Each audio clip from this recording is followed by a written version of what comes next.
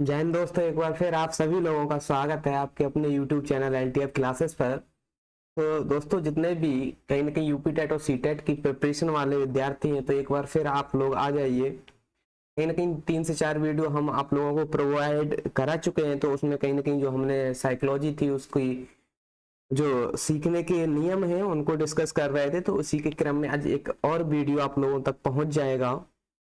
तो आज के जो वीडियो में, जैसा कि आप लोग देख पा रहे होंगे, हम लोग डिस्कस करने वाले हैं पावलाव का संबंध प्रक्रिया का सिद्धांत।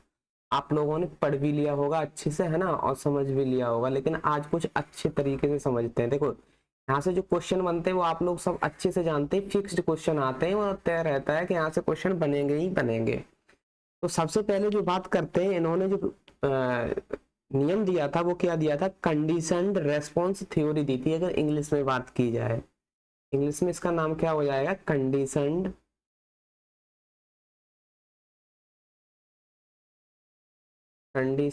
Response theory. रेस्पॉन्स थ्योरी, है ना। इसी का जो हिंदी में मतलब है, इसी को बोलते हैं क्या? संबंध प्रतिक्रिया सिद्धांत। अब सबसे पहले बात कर लेते हैं पावलाव जी की। तो जो पावलाव थे ना, ये कहाँ के रहने वाले थे? तो ये रहने वाले थे रूस के, है ना। और ये एक शरीर शास्त्री थे। शरीर शास्त्री, ठीक है। तो देखो, इन्होंने अपने पूरे नियम में बताया ही क्या है। इन्होंने कहा है कि जो सीखना है वो एक अनुकूलित अनुक्रिया है। कैसी अनुक्रिया है? सीखना एक अनुकूलित अनुक्रिया है। एक अनुकूलित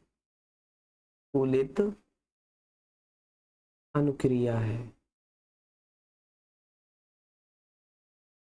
सीखना एक कैसी क्रिया है? अनुकूलित अनुक्रिया है। तो इन्होंने जो अपने पूरे सिद्धांत में बताया था, वो चीज में एक बार आप लोगों को बता देता हूँ। यहाँ पे आगे और बहुत अच्छी अच्छी चीजें डिस्कस करेंगे। तो इन्होंने क्या किया था? इन्होंने अपना जो प्रयोग किया था वो किस पे किया था, वो आप लोगों को पता ही है। तो पावलाव जी थे, इन्होंने प्रयोग किया था कुत्ते पे, है ना। कुत्ते पे प्रयोग किया था। इन्होंने पाया था कि भोजन को देखकर कुत्ते के मुंह से लार टपकने लगती है। यहाँ भोजन एक स्वाभाविक उत्तेजक या उद्दीपक है ना। जो भोजन है भाई, अगर जैसे आप किसी हलवाई की दुकान पे जाओ, वहां पे मिठाई देखो, तो ये स्वाभाविक है कि आपके मुंह से लार आएगी, है ना। तो वैसे कुत्ते के लिए जो भोजन है वो क्या, एक उद्दीपक है, और उसके मुंह से लार आना एक स्वाभाविक प्रक्रिया है। हाँ, तो ये इसमें यही बताते हैं। आगे कहते हैं कि यह एक स्वाभाविक प्रक्रिया है, पर यदि किसी अस्वाभाविक उत्तेजक के कारण, मतलब देखो, भोजन अगर दिया जा रहा है तो कुत्ते के मुंह से लार आ रही, तो ये कैसी हो गई? स्वाभाविक प्रक्रिया हो गई। लेकिन भोजन की जगह पे कुछ ऐसी चीज दी जाए जो एक अस्वाभाविक चीज हो। अस्वाभाविक, जैसे यहाँ पे भोजन था, भोजन की जगह पे तुम उसे कुछ पत्थर दिखा दो, ईंटा दिखा दो, है ना, घंटी दिखा दो। तो घंटी अगर उसे दिखाओगे तो लार आएगी? नहीं आएगी। क्यों नहीं आएगी? क्योंकि वो उसके खाने की चीज नहीं है, इसलिए। लेकिन क्या होता है कि इसी घंटी या किसी अस्वाभाविक उद्दीपक के साथ जब स्वाभाविक उद्दीपक को प्रस्तुत किया जाता है, यहाँ पे देखो एक बार समझाते हैं। इसे यहां से इरेज कर लेते हैं।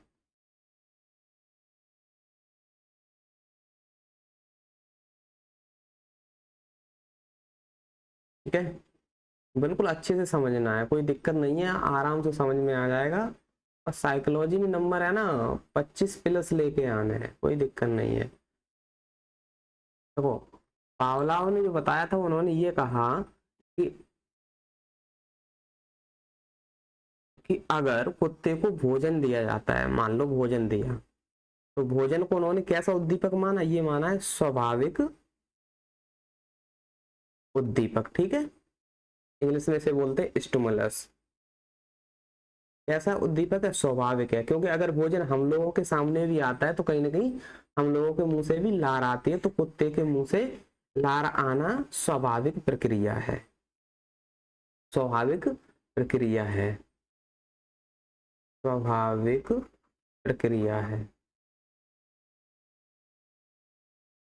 ठीक है, प्रक्रिया या प्रतिक्रिया लिख लो यहाँ पे, प्रतिक्रिया।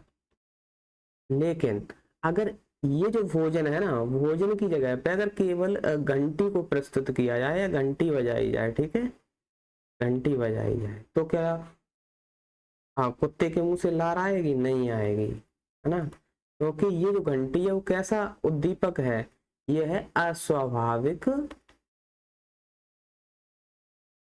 उद्दीपक, है ना। तो पूछा जाता है कि घंटी बताओ कैसा उद्दीपक है, तो अस्वाभाविक उद्दीपक जब कुत्ते के समक्ष प्रस्तुत किया जाएगा तो जो प्रतिक्रिया है वो कैसी रहेगी, वो अस्वाभाविक ही रहेगी, कोई प्रतिक्रिया ही नहीं करेगा, है ना, कोई प्रतिक्रिया नहीं होगी। लेकिन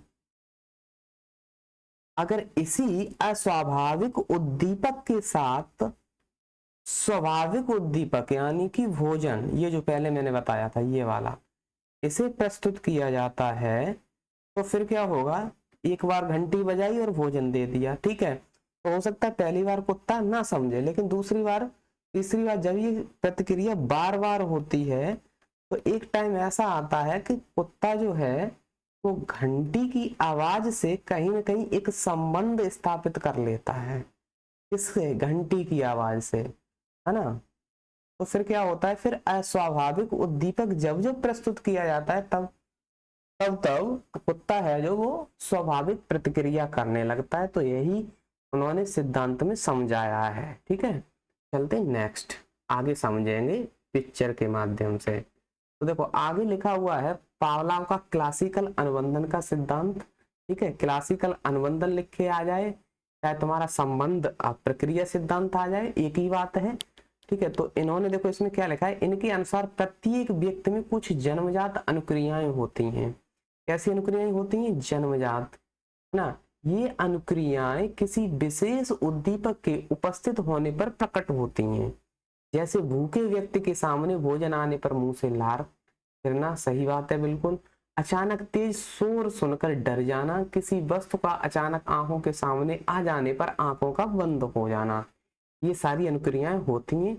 वहीं अगर इनके नियम की बात की जाए तो इनके नियम के अन्य नाम भी हैं, इसे अनुकूलित अनुक्रिया भी बोलते हैं, क्लासिकल अनुबंधन भी बोलते हैं, है ना, और इसे यूएसआर थ्योरी भी बोलते हैं, है ना, और इसे परंपरागत सिद्धांत परंपरागत अनुबंधन भी बोलते हैं। तो आप लोगों ने ये चीजें समझ ली होंगी, बाकी ये आप लोगों को नाम याद रखने हैं, ठीक है।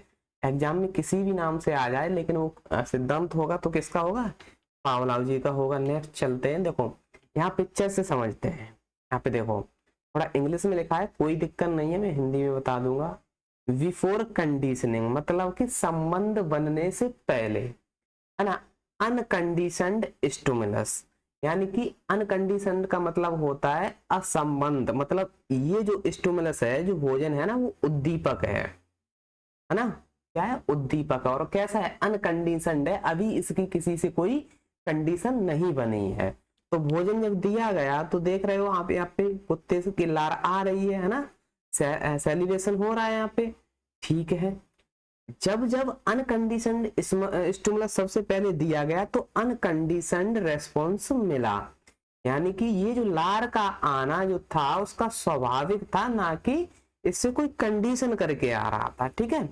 फिर क्या होता है, फिर केवल और केवल नेचुरल स्टिमुलस, है ना, अस्वाभाविक उद्दीपक को प्रस्तुत किया जाता है। भाई भोजन कैसा था? स्वाभाविक, यहाँ पे लिख देता हूं स्वाभाविक।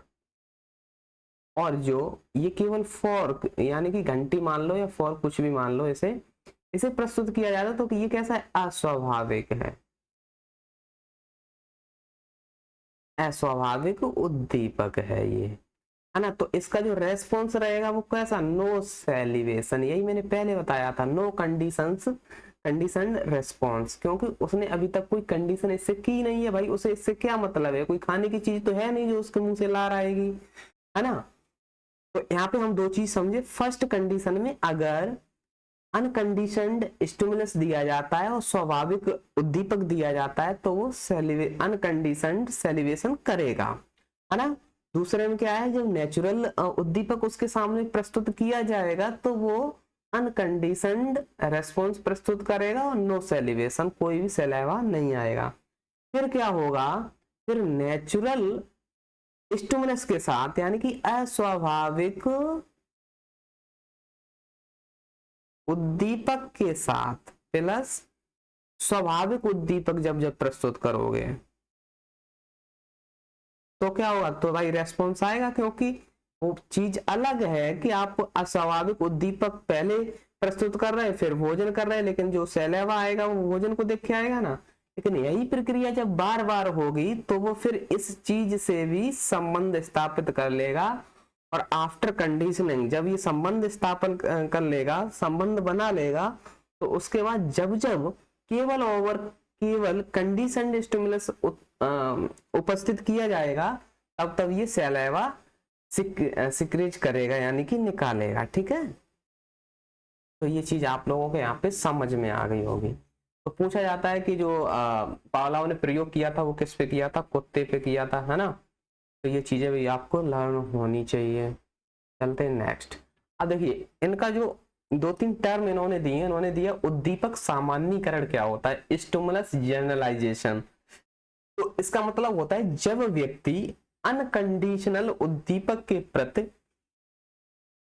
क्रिया करना सीख लेता है तो वह उद्दीपक से मिलते जुलते अन्य उद्दीपकों से भी वैसे ही प्रतिक्रिया करता है। अब देखो इसे आसान भाषा में समझते हैं। स्टिमुलस जनरलाइजेशन यानी कि उद्दीपक सामान्यीकरण। जैसे कुत्ते के सामने घंटी को बजाया जाता था, उसके बाद भोजन दिया जाता था। अब जरूरी नहीं है जो घंटी बजाई जा रही थी उसकी वही घंटी बजाई जाए, उसकी जगह पे कोई दूसरी घंटी या थोड़ी उससे डिफरेंट आवाज वाली घंटी भी अगर बजाई जाएगी तो कहीं ना कहीं कुत्ता फिर भी वो स्वाभाविक प्रतिक्रिया करेगा, है ना। तो यही है उद्दीपक सामान्यीकरण, मतलब कि वो उससे सामान्यीकरण कर लेता है कि जनरलाइजेशन कर लेता है स्टिमुलस से, हाँ इस प्रकार की अगर कोई उद्दीपक उपस्थित होगा हमारे समक्ष तो कहीं ना कहीं ये खाना आने की घंटी है। ठीक है, तो ये चीज है। तो विलोपन क्या होता है, अगर कंडीशनड स्टिमुलस के बाद अस्वाभाविक उद्दीपक प्रदान ना करें तो कुछ समय बाद प्रतिक्रिया आना बंद हो जाएगी। अब देखो कंडीशनड स्टिमुलस क्या था, कंडीशनड जो स्टिमुलस था वो मैंने तुम्हें पीछे ही दिखाया था, देखो इसमें लिखा होगा कंडीशनड स्टिमुलस, यानी कि ये जो घंटी थी वो कैसी थी, कंडीशनड, उससे चलो उसका संबंध बन गया था। उसके बाद अगर अस्वाभाविक उद्दीपक प्रदान ना करें, अगर वो भोजन ना प्रदान किया जाए तो कुछ समय बाद प्रतिक्रिया आना बंद हो जाएगी। भाई जो जिस प्रकार उसने संबंध स्थापित किया था वो वैसे टूट भी सकता है, इसका सीधा सीधा तो अर्थ यही है विलोपन का, है ना। तो अगर तो उसे कंडीशनड स्टिमुलस के साथ आप अस्वाभाविक उद्दीपक दे रहे हैं तब तक तो सही, अगर देना बंद कर दिया और प्रक्रिया बार बार हुई तो कहीं ना कहीं ये विलोपन भी हो जाएगा उसका। तो ये चीज है यहाँ पे। विभेद क्या होता है, डिस्क्रिमिनेशन ना, तो इसे समझते, इसमें व्यक्ति वास्तविक अस्वाभाविक उद्दीपक और अन्य उद्दीपक के बीच विभेद या अंतर करना शुरू कर देता है ना। तो आप ये चीज समझ ही गए होंगे, इसमें ये होता है कि जो वास्तविक अस्वाभाविक उद्दीपक है और जो स्वाभाविक उद्दीपक है उनके बीच जो अंतर करना सीख जाते हैं उसे बोलते हैं विभेद। ठीक है, तो आई होप आपको ये कहीं ना कहीं इवान पावलोव का सिद्धांत समझ में आया होगा। अगर समझ में आया तो चैनल को लाइक शेयर और सब्सक्राइब कर दीजिए और बेल आइकन को प्रेस करना बिल्कुल ना भी भूलें, क्योंकि अगर बेल आइकन को प्रेस कर देंगे तो आप लोगों को कहीं ना कहीं ये जो क्लासेस है उसका नोटिफिकेशन टाइम पे मिलता रहेगा। ठीक है, तो टिल देन टेक केयर, मिलते हैं नेक्स्ट वीडियो में नए सिद्धांत के साथ, में भी हो सकता है स्किनर को कवर करेंगे नेक्स्ट क्लास में। तब तक के लिए टेक केयर, बाय बाय।